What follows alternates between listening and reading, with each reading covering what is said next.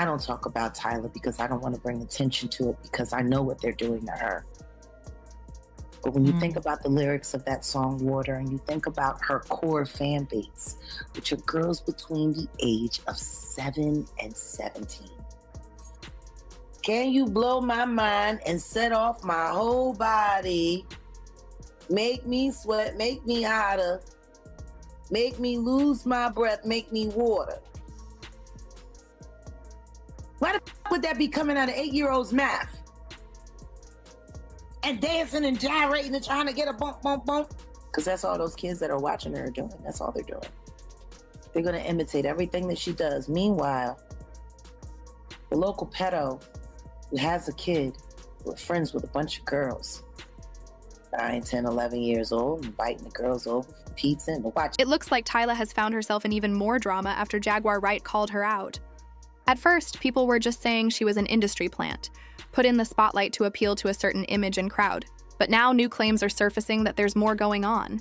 Sources say she made a secret deal with powerful people behind the scenes, designed to influence young girls toward negative and controversial behavior. Is it weird for you that you're so young, but you have so many girls that look up to you, inspire to be you? Is that a weird feeling? It is kind of weird because I remember being that person, and I'm still that person for people, but it's inspiring for me as well, knowing that I'm able to touch people and inspire people. You know, it sounds cheesy, but it's like amazing. It's an amazing feeling. You have to watch the way you move too now. Do you move differently now? Dance move differently now? Do things differently because you know that young girls follow your dance routines, follow your steps, your movements and all that? I'm just being myself, you know, with everything. When I perform, when I do anything, I'm just being myself. I'm showing my culture from home.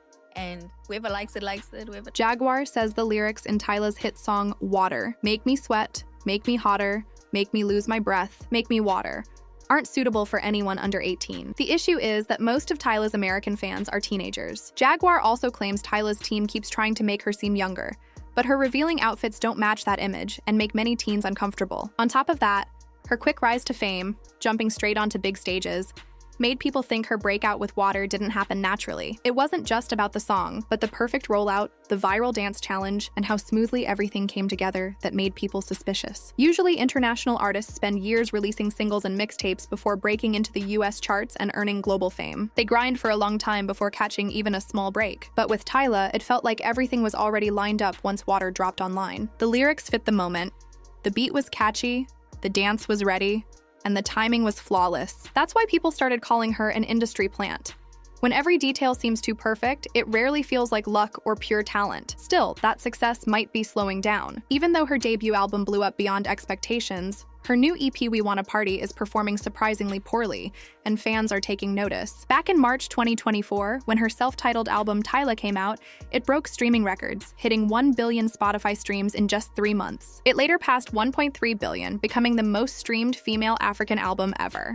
In the US, it debuted at number 24 on the Billboard 200, selling 24,000 units in its first week. It even outperformed Beyoncé's Cowboy Carter months later, becoming the most streamed album by a Black female artist on Spotify in 2024, reaching 1.565 billion streams. And that's not even counting the awards. Tyla won a Grammy on her very first nomination, all thanks to Water. But before long, people started saying the fame had gone to her head. Critics began calling her out, especially after one viral moment when she accepted a VMA for Best Afrobeats video and asked Halle to hold it because she said it was too heavy. Hey, you guys know me and holding awards. I'm not strong enough. Here's this. That moment came across as rude and showed little gratitude or excitement about her win. Tyla made things worse when she went online and posted, "Y'all make everything weird.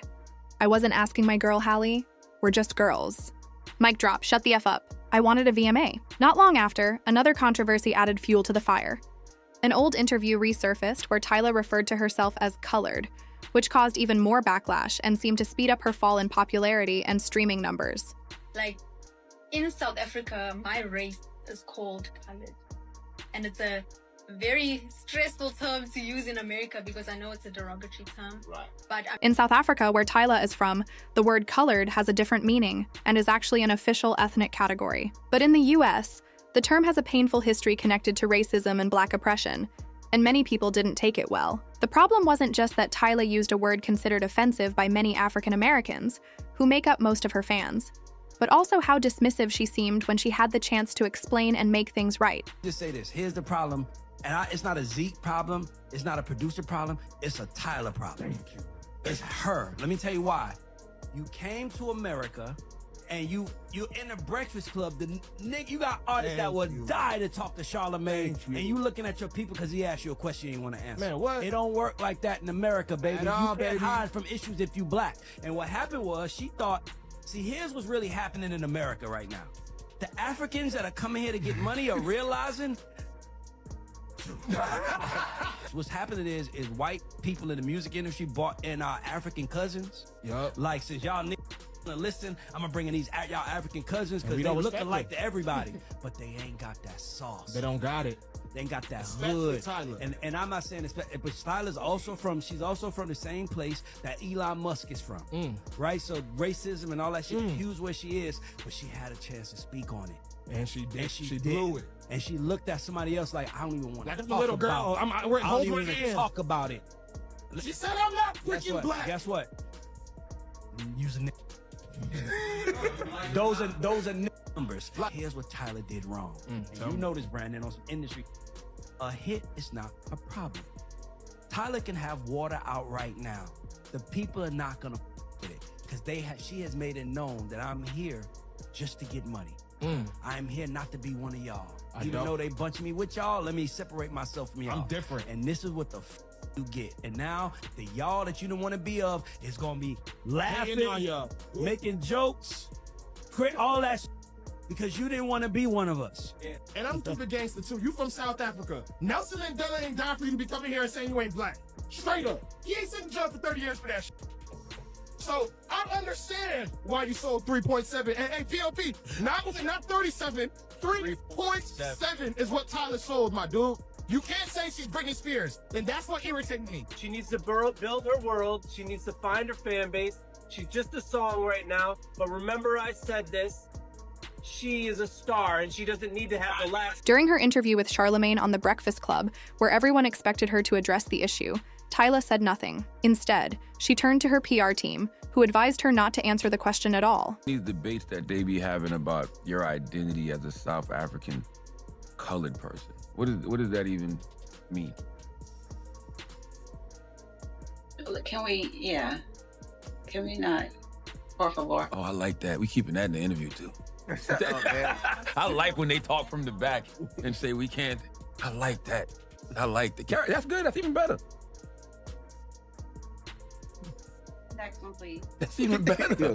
They even tried to get Charlamagne to cut that section from the interview, but as an African American, he felt disrespected that Tyla wouldn't address it. So he kept it in, and it quickly went viral. Later, Charlamagne shared that Tyla's team had brought a list of topics she wasn't supposed to talk about, a pre-approved do not mention list. One thing they specifically wanted skipped was the Kai Cenat We Friends situation. I can't do Zoe, so my only option is Tyla. Would you like to go on a date with me? Are you asking for real? Yeah. Don't do that. What you mean? Why not? Would you Don't do that. I'm serious. Whenever you get some free time, would you like to go on a date with me? You can't do that. On a whole live thing. Why not? It's true or dare. But we friends though. You right. Yeah, we friends. You right. They also didn't want any questions about why she stopped touring with Chris Brown. Nothing on the colored or colorism controversy. Nothing about her injury. And definitely no comparisons to other pop stars, so no Rihanna mentions and no diva talk. Charlamagne later said he got the list but refused to be silenced, saying that if Tyla wasn't ready to answer those questions, the interview shouldn't have taken place at all. No. Yeah. And the reason I said no, they had 6 things they didn't want us to ask. You want to know what those 6 things were? Yeah. They didn't want us to ask about Kai Cenat. The whole we friends though thing. Right? Yeah. Like, huh? Okay. They didn't want us to ask about her not being on tour with Chris Brown anymore. They didn't want us to ask about the color thing. Injury. They didn't want us to ask about her injury that she sustained. What else was it? They didn't want to ask us about who she was dating, which I wouldn't do anyway. And what was the other one? It was one so it was just all frivolous And stuff. why? What are they trying to do? They're trying to protect an image that they're curating for her? I have no idea. And that's why I said With the Rihanna thing, compare. oh yeah, and comparison, and it wasn't even Rihanna, it just said comparisons to other pop artists. Huh? Oh, so they're trying to separate her from Kai Cenat. She's her own individual. Don't tie her to him. And you want me to not ask her about Kai Cenat the day after Kevin Hart just was on Kai Cenat's show again with Bringing a it big up. ass sign that said "We friends" though? Yeah. Like, come on, yo. So I said to them, Her most loyal fans in South Africa joined the debate, arguing that Tyla wasn't wrong for using the term colored, or calling herself colored. Tyla is not black. Let's talk about it.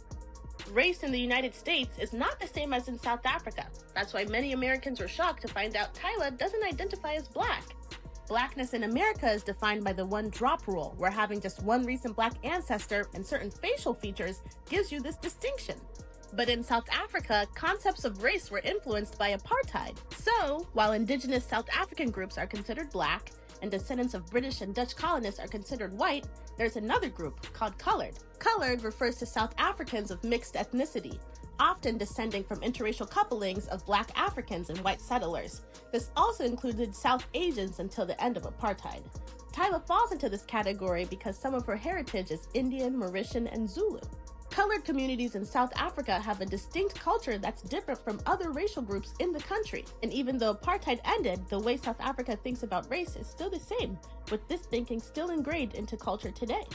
So for Tyla, identifying as colored is a function of her heritage. To make matters worse, Jaguar Wright has claimed that Tyla is an industry plant who signed a deal with powerful management to influence young teens in harmful ways, similar to artists like Sexy Red, Lil Nas X, and Lizzo. While more details are still unclear, here's what some people are saying about it. One person wrote, "As a Nigerian, I can say the biggest entertainment market is the African American market. You can't disrespect them and expect their support. Tyla and South Africans are finding that out the hard way. Respect is needed in black spaces." Another commented, "If we're this and that to South Africans for not supporting her, then let her fans buy her music. Let them make her a multimillionaire. Let them be the ones to push her worldwide." And someone else said, "The first time I saw Water and heard the lyrics, I felt uncomfortable." Tyla looks a lot younger than her reported age. Hearing she's been seen with Clive Davis is disturbing too, because he's part of why Diddy is so mentally messed up. If she's linked to him, that's worst case scenario. Now we want to hear from you. How do you see this whole situation and Tyla's rapid fall from her American dream? Share your thoughts in the comments, hit like, subscribe, and check out the next video. It gets just as messy.